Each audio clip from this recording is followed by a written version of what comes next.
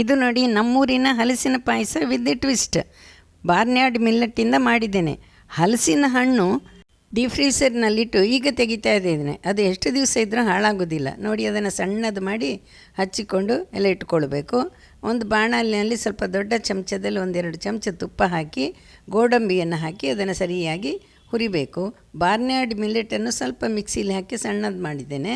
ಈಗ ಅದನ್ನು ಅದಕ್ಕೆ ಹಾಕಿ ಚಂದದಲ್ಲಿ ಹುರಿಬೇಕು. ಅಂದರೆ ಹುರಿದು ಅದು ಒಳ್ಳೆ ಪಟಪಟ ಅಂತ ಅಷ್ಟೊತ್ತಿಗೆ ಕೇಸರಿನ ಒಂದು ಬಿಸಿನೀರಿಗೆ ಹಾಕಿ ರೆಡಿ ಮಾಡಿ ಇಟ್ಕೊಂಡಿದ್ದೇನೆ.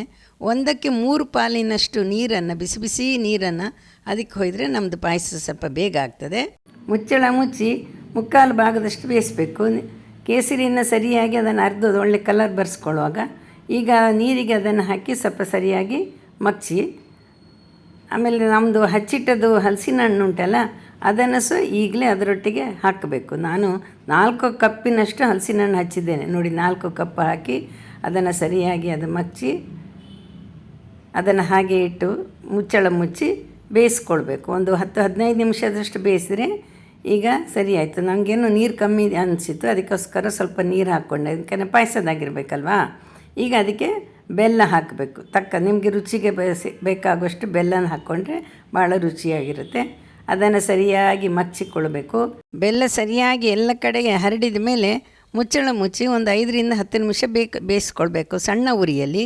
ಈಗ ನೋಡಿ ಕುದೀತಾ ಇದೆ. ಒಂದು ಸ್ವಲ್ಪ ಚಿಟಿಕೆ ಉಪ್ಪು ಹಾಕಿದರೆ ಯಾವಾಗಲೂ ಸಿಹಿಗೆ ಪಾಯಸಕ್ಕೆ ರುಚಿ ಹೆಚ್ಚು ಬರ್ತದೆ.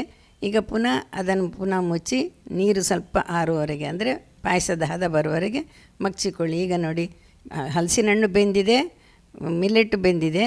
ಈಗ ನಾನು ರೆಡಿಮೇಡ್ ಕಾಯಿ ಹಾಲು ಹಾಕ್ತಾಯಿದ್ದೇನೆ. ಕಾಯಿ ಹಾಲು ತೆಗೆದು ಸಹ ಹಾಕ್ಬೋದು. ಇದು ರೆಡಿಮೇಡ್ ಹಾಲು ಅಂಗಡೀಲಿ ಸಿಗ್ತದೆ. ಅದನ್ನು ತಂದು ಹಾಕಿದರೆ ರುಚಿ ಇರ್ತದೆ.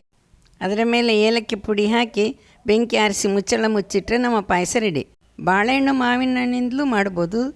ಮಿಲ್ಲೆಟ್ ಬೇಡ ಅಂದರೆ ಸೋಜಿ ಹಾಕಿ ಮಾಡ್ಬೋದು. ಬಹಳ ರುಚಿಯಾಗಿರುತ್ತೆ.